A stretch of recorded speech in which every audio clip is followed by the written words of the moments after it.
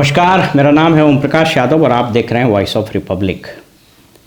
नीतीश सरकार के इस कार्यकाल का अंतिम बजट वित्त मंत्री सम्राट चौधरी जी ने पेश कर दिया और ये बजट 3,16,895 करोड़ रुपए का है।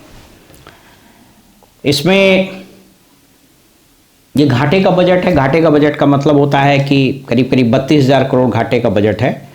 इसका मतलब सीधा ये होता है कि सरकार की जितनी आमदनी है उससे ज़्यादा जब खर्च होता है तो उसको बोलते हैं घाटे का बजट। ये 32,718 करोड़ रुपए घाटे का बजट है।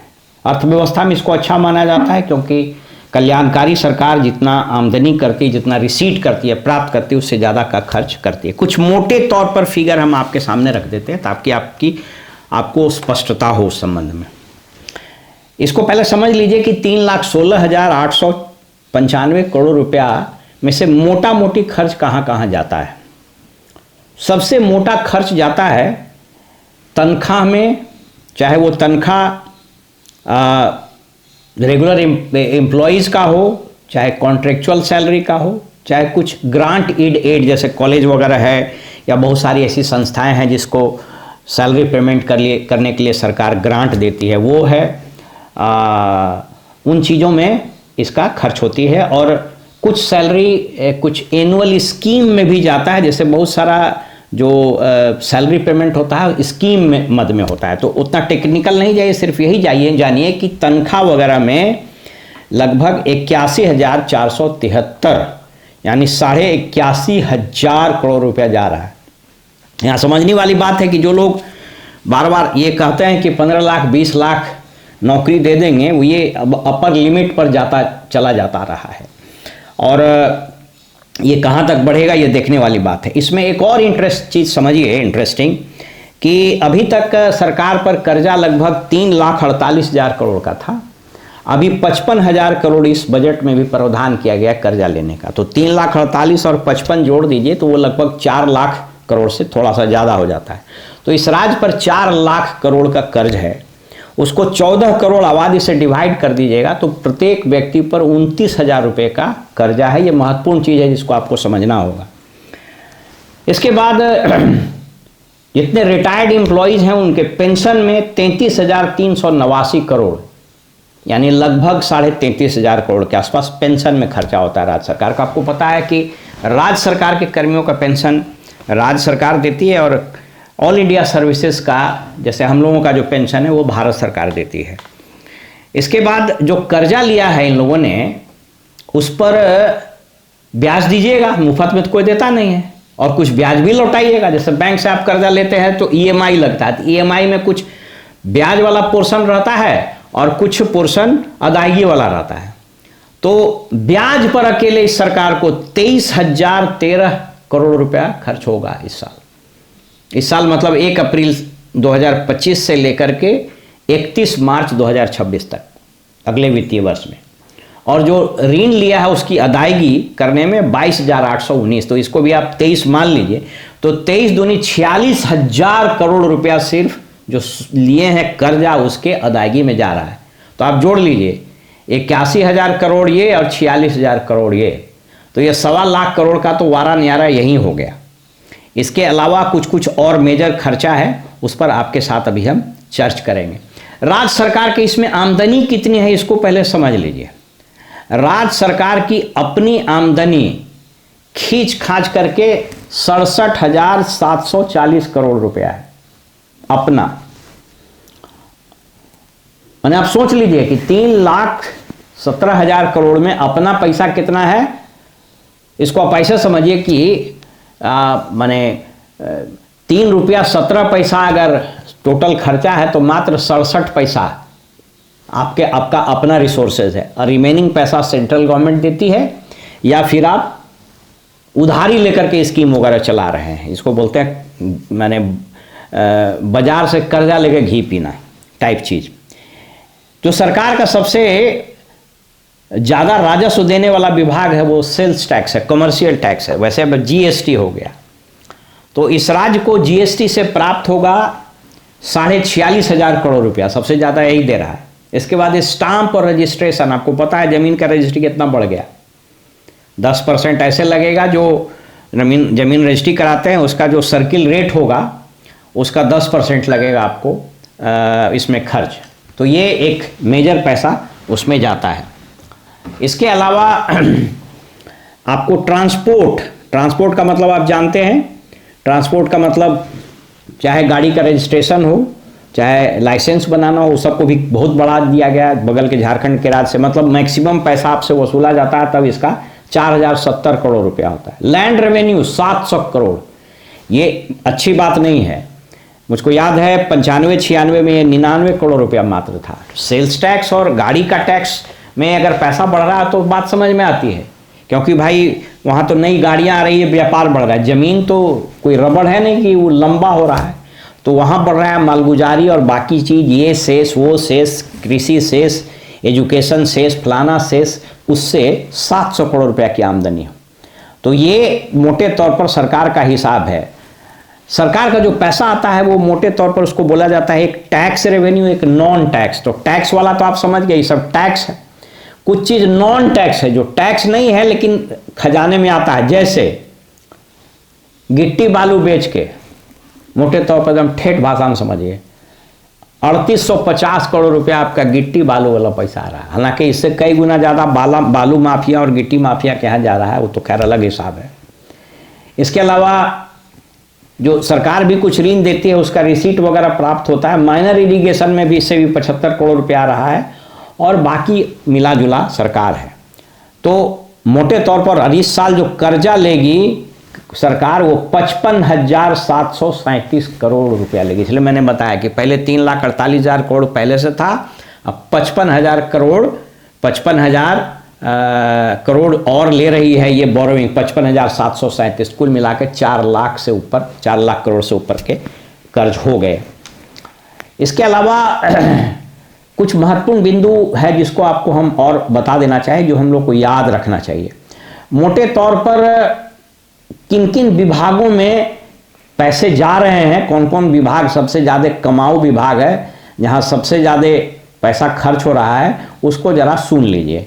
ऐसे भी आप जानते हैं कि सबसे ज़्यादा पैसा जाने वाला विभाग है आपका वो एजुकेशन डिपार्टमेंट है। एजुकेशन डिपार्टमेंट में, और वो तब कितना राशि इस साल खर्च होगी अगले वित्तीय वर्ष में, लगभग 61,000 करोड़ रुपया, 60,964 करोड़ रुपया।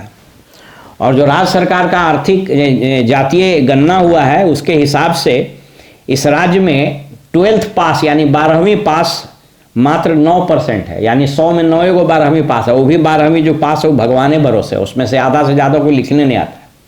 अब खर्चा कितना हुआ है, 61,000 करोड़ खर्च होगा।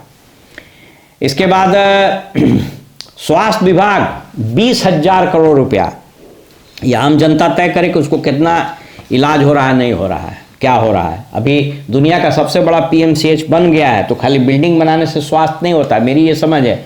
बिल्डिंग बनाने से किसी चीज़ की गुणवत्ता बढ़ जाएगी इसकी कोई गारंटी नहीं है। बहुत बढ़िया कॉलेज खोल दीजिएगा, बहुत अच्छी पढ़ाई होगी, इसकी कोई गारंटी नहीं है।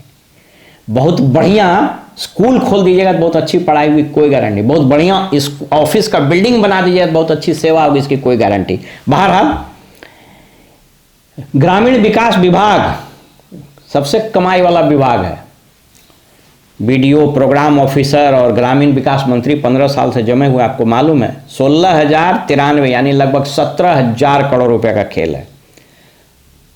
इसके अलावा आइए एनर्जी डिपार्टमेंट, जिसमें संजीव हंस और बहुत सारे लोग, अब संजीव हंस तो अभी भीतर गए हैं, बढ़िया से जांच होगा तो कितना लोग भीतर जाएंगे। इस विभाग में 13,000 करोड़। नगर विकास विभाग लगभग 12,000 करोड़ रुपया। पंचायती राज 11,000 करोड़, इसका बजट बहुत बड़ा है पंचायती राज का। ग्रामीण कार्य विभाग अशोक चौधरी जी का 11,000 करोड़ रुपया, जिसमें आपका ग्रामीण सड़कें बनती है, मुख्यमंत्री संपर्क योजना वगैरह वगैरह। सामाजिक कल्याण CDPO वाला विभाग 8,774, उसका बेहतर आकलन आप समझ सकते हैं, क्योंकि इसमें अक्सर मंत्री और सेक्रेटरी में झगड़ा होता रहता है ट्रांसफ़र पोस्टिंग को लेके कि कैसे होगा। बिल्डिंग कंस्ट्रक्शन डिपार्टमेंट अगेन मलाईदार विभाग 6,894 यानी लगभग 7,000 करोड़ रुपया। Road department 6,800 crore. कृषि विभाग 3,500 करोड़, इसीलिए इसमें रुसे हुए हैं विजय सिन्हा जी। ये 35,000 करोड़ वाला हम दे दिए और हमको हटा लिए 7,000 करोड़ वाला से। तो जो रोड कंस्ट्रक्शन डिपार्टमेंट था 7,000 वाला से घटा के 3,500 करोड़ वाला में दे दिए हैं, तो रूसे हुए हैं। PhD 2,700 करोड़, ये कुछ विभागों के महत्वपूर्ण खर्चे वाला विभाग है, सो मैंने बता दिया। अब मोटे तौर पर 3-4 चीज और समझ लीजिए। पहले तो ये समझ लीजिए कि अभी ये सरकार में जो वित्त मंत्री पेश कर रहे थे, तो इन्होंने चीख चीख कर कहा कि भाई 2004-05 और 2005-06 में लालू राबड़ी सरकार का अंतिम बजट था। आपको पता है कि फरवरी में बजट पेश हुआ था 2005 में, उसके बाद सरकार नवंबर में तो सरकार ही चली गई। तो 2005-06 का से लेकर के अभी हम कितना बढ़ा दिए, तो 2005-06 में 23,800 करोड़ का नोट, फिगर नोट करिएगा तो आपको बढ़िया लगेगा। आपको एक बहुत इंटरेस्टिंग फैक्ट बता रहे हैं। 2005-06 में बिहार सरकार का बजट था 23,800 करोड़ और भारत सरकार का बजट था 5,14,000 करोड़। यानी भारत सरकार के बजट से बिहार सरकार का बजट 4.63 लगभग 5% था। 2024-25 जो पिछला साल का बजट था, उसमें बिहार सरकार का बजट था 2,77,000 करोड़ और भारत सरकार का बजट था 48,000 करोड़, जो लगभग 5.7% होता है। और अभी जो बजट पेश हुआ 3,16,895 करोड़, भारत सरकार का बजट है 50,65,000 करोड़, जो भारत सरकार के बजट का 6.25% होता है। तो ये 2005 में भी लगभग 5% था भारत सरकार के बजट से बिहार सरकार का बजट, और 2025-26 में ये लगभग 6.25% हुआ है। तो 1% 1.25% बढ़ा है। और इसीलिए जो लोग नहीं समझते हैं, और आरजेडी का तो भगवान ही मालिक है, उसका तो कुछ समझ में ही नहीं आता है, इन चीज़ों को भी वो नहीं समझ रहा है। बट मैं उसके किसी के पक्ष में नहीं बोल रहा हूँ। समझना ये है कि पहली बात तो आप ये समझ लीजिए, उस पर हम आगे चर्चा करेंगे, कि बजट के साइज बढ़ जाने मात्र से कोई राज्य तरक्की कर रही हो, ये मिसनोमर है, ये फैक्ट नहीं है। तो पहली चीज मैंने बताई। दूसरी चीज आइए कि प्रति व्यक्ति आय, ये मेरे हाथ में भारत सरकार के आंकड़े हैं। मैं बता दूं कि 1999 से लेकर के और 2024-25 यानी पिछला जो साल था, अभी जो कल परसों मैंने बात किया है इकोनॉमिक सर्वे पर, क्या कह रहा है। 1999-2000 में भी बिहार का प्रति व्यक्ति आय पूरे देश में सबसे अंतिम पायदान पर था, और 2024-25 में जो लगभग 68,000 है, वह भी भारत में देश में सबसे अंतिम पायदान पर। यानी 99 में भी हम सबसे पिछड़े थे और अभी भी सबसे पिछड़े हैं। इसलिए कोई बहुत डंका बजाने की जरूरत नहीं है कि आप कोई बहुत बड़ा तीर मार दिए। जो बजट का साइज बढ़ रहा है, क्योंकि देश आगे बढ़ रहा है और प्रगति और विकास एक सतत प्रक्रिया है, तो उसमें अर्थव्यवस्था बढ़ती है, और अर्थव्यवस्था बढ़ने में कोई सरकार का बहुत बड़ा रोल होता नहीं है।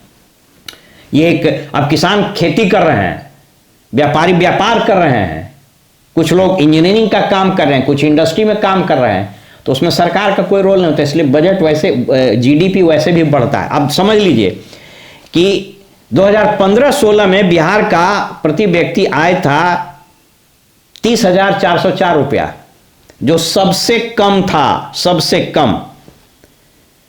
2016-17 में 34,000, अगेन सबसे कम था। 2018-19 में 40,000, 2019-20 में 44,000, 2020-21 में 42,128, 2021-22 में 47,000, 2022-23 में 53,478, 2023-24 में 60,000, और अभी जो कल परसों पेश हुआ आंकड़ा, उसके अनुसार बिहार में प्रति व्यक्ति आय 68,000 के आसपास है।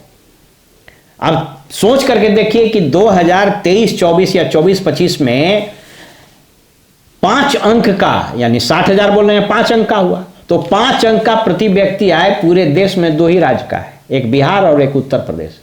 बाकी जो छोटा मोटा राज्य है, आप सोच करके देखिए, जम्मू कश्मीर, उसका 1,42,000 प्रति व्यक्ति आय है। आप सोच करके देखिए, आंध्र प्रदेश 2,42,000 प्रति व्यक्ति आय है सालाना, यानी प्रत्येक व्यक्ति साल में 2,42,000 कमा रहा है। हालांकि प्रति व्यक्ति आय भी बड़ा मिसनोमर होता है। मैंने एक बार आपसे चर्चा की थी कि मान लीजिए 4 भाई है और एक भाई 1 लाख कमा रहा है, बाकी तीनों भाई 0 कमा रहा है, तो प्रति व्यक्ति आय 25,000 रुपया हो जाएगा। ऐसे निकलता है प्रति व्यक्ति आय। बहरहाल उस पर भी अगर हम बात करें तो बिहार इन आंकड़ों में 99 में भी सबसे नीचे था प्रति व्यक्ति आय में, और आज भी सबसे नीचे। अब कुछ महत्वपूर्ण घोषणाएं की गई है, वो बता देते हैं। जैसे सुधा का दूध बिकता है, वैसे ही तरकारी आउटलेट बनेगा। हालांकि कितना सफल होगा भगवान जाने। एक योजना घोषित की गई थी, अगर आप पटना में रहते हैं तो पंत भवन के नीचे एक दुकान खुला था तरकारी बेचने के लिए, वो 1 महीना के अंदर बंद हो गया। सब्जी उत्पादन समिति बनेगी। एक योजना घोषित की गई है कन्या मंडप योजना, कि जो गरीब लड़कियां हैं उनके शादी के लिए मंडप बनाया जाएगा। पटना में एक चलंत जिम होगा, महिलाएं उसमें जिम करेगी। सब अव्यवहारिक योजना है जिसमें पैसे का दुरुपयोग होगा, सब नॉनसेंस योजना है।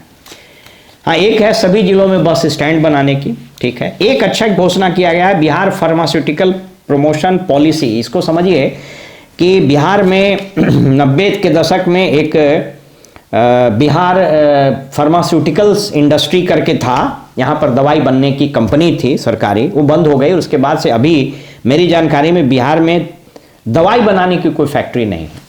तो इस पॉलिसी को अगर ठीक से इम्प्लीमेंट किया जाए तो यहाँ से दवाई बनाने वाली कुछ कंपनियां आ सकती है।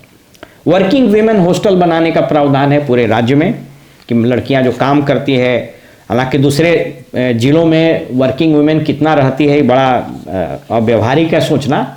हाँ, हो सकता है कि जिला मुख्यालय में उसी जिले के ग्रामीण क्षेत्र वगैरह से कुछ महिलाएं काम करती हो तो उसके लिए बना जाए, बशर्ते इसको ठीक से चलाया जाए, क्योंकि इसमें बहुत तरह का आपको देख रहे होंगे कि कुछ कुछ कांड होते रहता है। बहरहाल उसके बाद प्रवासी श्रमिक यानी माइग्रेंट लेबर जो यहाँ से माइग्रेशन करके पलायन कर गए, उनके लिए कुछ पॉलिसी लाई गई है। बेगूसराय में एक कैंसर हॉस्पिटल खुलने की बात हुई है, और पटना में एक पिंक बस सर्विस, यानी ऐसा बस जिसमें सिर्फ लड़कियां सफ़र करेंगी, महिलाएं सफ़र करेंगी, उसके ड्राइवर भी लड़की होंगी, महिला होंगी, और कंडक्टर वगैरह सब उसमें महिलाएं ही होंगी। इसके अलावा कुछ हवाई अड्डा बनाने की बात हुई है, और उससे घोषणा बड़ा उत्साहित होकर किया है इन्होंने, सम्राट चौधरी जी ने। अब हो सकता है कि पप्पू यादव को रिझाने के लिए किया है, क्या किया मुझे पता नहीं। पूर्णिया हवाई अड्डा को 3 महीना में चालू कर दिया जाए। हालांकि ये अव्यवहारिक घोषणा है, 3 महीना में कोई एयरपोर्ट नहीं शुरू हो सकता, it is almost impossible. But बहरहाल अगर साल भर में भी हो जाए तो बहुत अच्छी बात है। इसके अलावा भागलपुर, राजगीर, रक्सौल आदि जगहों में हवाई अड्डा बनाने की बात हो रही है। हाँ, एक घोषणा किया है सम्राट चौधरी जी ने। उन्होंने कहा कि जब मुख्यमंत्री जी आए थे तो उन्होंने कहा था कि 5 घंटे में किसी भी जगह से पटना पहुंचा जा सकेगा। तो 2047 में हम 2027 में, माफ़ कीजिएगा, 2027 में यानी अगले साल 2 साल में किसी भी जगह से पटना 4 घंटा में पहुंचा जा सके, घोषणा की है। हालांकि ये कितना व्यवहारिक है हो रहा है वो आप समझ लीजिए। हाजीपुर से आने में यहाँ 2 घंटा लग जा रहा है। तो एनीवे ये सब कुछ महत्वपूर्ण योजनाएं हैं जिसकी घोषणा की गई है। जो कुछ कंसर्न वाली बातें हैं उसको मैं आपको बता देता हूँ मोटे तौर पर, जिसको लोगों को समझना चाहिए। देखिए, बजट मात्र अंकों का खेल नहीं होता है। वैसे तकनीकी रूप से बजट को एनुअल फाइनेंशियल स्टेटमेंट कहा जाता है, यानी कितनी राशि सरकार प्राप्त करेगी, प्राप्त करने का अनुमान है, और कितनी राशि किस पर खर्च किया जाएगा, इसका एक आंकड़ा होता है बजट। लेकिन इससे ज़्यादा बजट को कहा जाता है सरकार की नीति का दर्पण होता है। 4 इश्यूज हैं इस राज्य में जिसको रिड्रेस करने की आवश्यकता है, और इस पर सरकार का कोई न तो पहल है न कुछ। पहला, कोलैप्स ऑफ गवर्नेंस। मात्र राशि को एलोकेट कर देने से वो काम हो जाएगा, मेरी ऐसी समझ नहीं है, क्योंकि यहाँ पूरा गवर्नेंस कोलैप्स कर चुका है, शासन तंत्र कोलैप्स कर गया है। मेरी अपेक्षा थी कि प्रशासनिक सुधार के लिए एक आयोग की घोषणा ये करता, और पूरे प्रशासनिक ढांचे को फिर से रिविजिट करने की जरूरत है। विगत 20 वर्षों में चुनौतियां भी बढ़ी हैं, अवसर भी बढ़े हैं, टेक्नोलॉजी बढ़ा है, लोगों के एस्पिरेशंस बढ़े हैं। उसको एड्रेस करने के लिए प्रशासनिक ढांचे में व्यापक फेरबदल की आवश्यकता है, व्यापक परिवर्तन की आवश्यकता है। नंबर 2, फाइनेंशियल मैनेजमेंट के लिए एक स्ट्रॉन्ग मैकेनिज्म बनाना पड़ेगा। इससे मेरा क्या मतलब है, आम आदमी के लिए समझा देते हैं। आप देखते होंगे कि पटना में बेतरतीब पुल बनेंगे। एक पुल बना के वहां गिरा देगा, अगला 2 साल के बाद देखिएगा फिर उसको तोड़ के उधर से लाके फिर दोनों को जोड़ रहा है। ये प्लानिंग का अभाव होता है। अनावश्यक रूप से देखिएगा यहां बिल्डिंगें बनेंगी, एक म्यूजियम से दूसरा म्यूजियम को नीचे कोड़ के मिलाएगा, सुरंग बनाएगा, कोई सभ्यता द्वार बनाएगा। एक आम समझ ये होनी चाहिए कि फर्ज कीजिए कि आपके पास उतनी ही राशि है जिससे आप रोटी, चावल, दाल,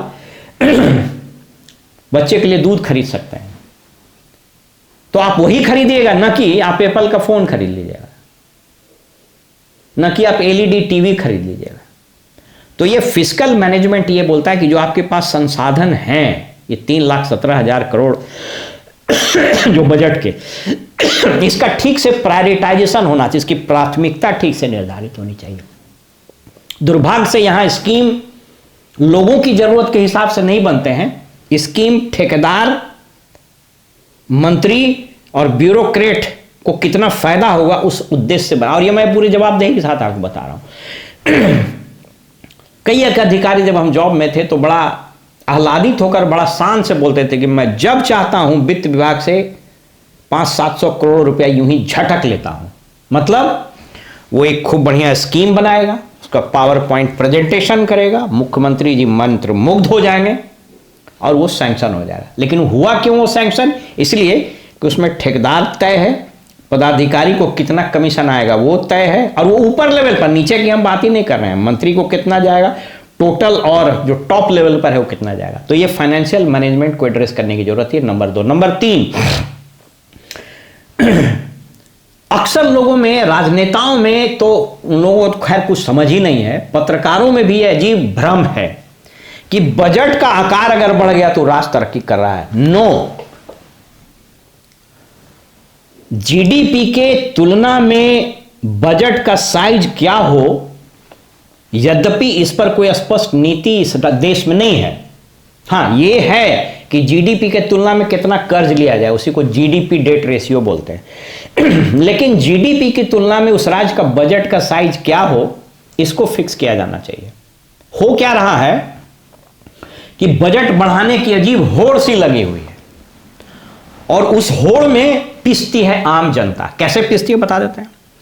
अगर बजट का साइज, फर्ज कीजिए कि अगली जो सरकार आएगी उसमें कहेगा कि साहब 3,17,000 करोड़ का तो यही बजट बना दिया, तो हम 4 लाख करोड़ का बनाएंगे।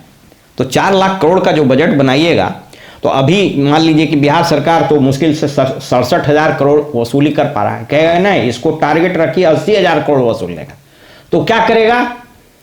Land registration, land revenue, stamp duty, गाड़ी का रजिस्ट्रेशन, रोड पर फाइन, गिट्टी का दाम, बालू का दाम, ईंटा का दाम, सब का दाम बढ़ा दीजिए।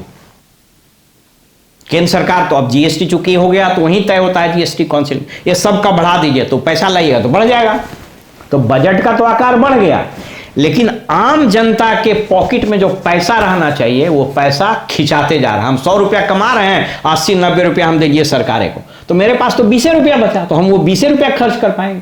तो जब कम राशि खर्च करने के लिए आपके पास रहेगी तो डिमांड कम क्रिएट होगा, तो सप्लाई कम होगा, तो सप्लाई कम होगा तो प्रोडक्शन कम होगा, तो जब प्रोडक्शन कम होगा तो लोगों की छटनी होगी, तो बेरोजगारी बढ़ेगी, तो बेरोजगारी बढ़ेगी, उसके बाद फिर पैसा नहीं रहेगा, तो फिर कुछ नहीं खरीद सकेगा। तो इसको बोला जाता है अर्थव्यवस्था में एक विशियस साइकिल होता है, एक ट्रैप होता है, और उस ट्रैप में फंसती नजर आ रही है बिहार भी और राष्ट्रीय सरकारें भी।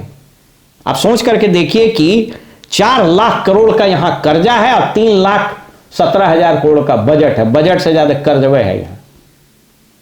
भारत सरकार का 50,65,000 करोड़ का बजट है और 200 लाख करोड़ रुपया का कर्जा है। तो कर्जा लेके घी पीना है यहां, बांटे जा रहे हैं, रेवड़ी बांटे जा रहे हैं। इससे किसी भी देश की अर्थव्यवस्था, किसी राज्य की अर्थव्यवस्था वाइब्रेंट नहीं होती है, नहीं सुधरती है। लेकिन ये भेजा में न तो अधिकारियों को आता है और पॉलिटिशियन को तो कुछ समझ में ही नहीं आता, उसको तो जो समझाता है। अच्छा, मजेदार बात आपको और बता दें कि बहुत लोगों को ये भ्रम होगा कि वित्त मंत्री बजट बनाते, बजट वित्त मंत्री नहीं बनाते। बजट पहले ही तय हो जाता है प्लानिंग डिपार्टमेंट में, जिसके हेड वित्त आयुक्त होते हैं, सॉरी विकास आयुक्त होते हैं, डेवलपमेंट कमिश्नर। तो कायदे से समझिए कि 14 करोड़ जनता के भाग्य का फैसला तो एक व्यक्ति कर दे रहा है, विकास आयुक्त। वही तय कर देता है कि इतना इतना ही सब विभाग को मिलेगा। तब वित्त मंत्री तो खजांची है, मुंशी, पैसा दे देता है ना। आपके पास कोई ऑप्शन है क्या? ये सब चीज़ न तो मीडिया को समझ में आता है, पब्लिक तो बेचारी सीधी है, पॉलिटिशियन के तो पाले पड़ता नहीं है। इन चीज़ों को समझने की जरूरत, इसको रिविजिट करना चाहिए। मेरी यह मान्यता है कि कोई भी पॉलिटिशियन चाहे कितनों घटिया हो, कम से कम वो अकाउंटेबल तो है पब्लिक के प्रति। लेकिन ब्यूरोक्रेट, हम भी उसमें थे, वो क्यों अकाउंटेबल रहेगा? तो बजट बनाने का ये जो पूरा मैकेनिज्म है, मुझे लगता है कि कदाचित एकमात्र यह राज्य सरकार है जहां बजट कितना का होगा यह डिसाइड करता है प्लानिंग डिपार्टमेंट। इसको ठीक करने की जरूरत है। प्लानिंग डिपार्टमेंट और वित्त विभाग दोनों को मर्ज करना चाहिए और यह फैसला पॉलिटिकल एग्जीक्यूटिव को लेना चाहिए कि बजट का क्या आकार रहेगा, कौन कौन विभाग को कितना जाएगा। ये वित्त मंत्री नहीं करते हैं, गलतफहमी में मत रहिएगा। बहरहाल मैं मोटे तौर पर इन बातों को बताया, आम जनता को बजट समझने की जरूरत है, क्योंकि जब तक आम जन की भागीदारी बजट में नहीं होगी, जब तक आप ये नहीं समझिएगा कि आप ही का पैसा उसमें रिफ्लेक्ट हो रहा है, और अगर बजट का आकार बढ़ रहा है तो हमारे पॉकेट से ज़्यादा पैसा निकल रहा है, और ये चिंता की बात है। इसलिए इस बजट को पूरे ध्यान से पढ़ने की ज़रूरत है और इस पर व्यापक विचार विमर्श की ज़रूरत है। जब तक पब्लिक अवेयरनेस नहीं बढ़ेगा, चीज़ें सुधरेगी नहीं। फिलहाल हमें इजाज़त दीजिए और आप देखते रहिए वॉइस ऑफ रिपब्लिक। नमस्कार।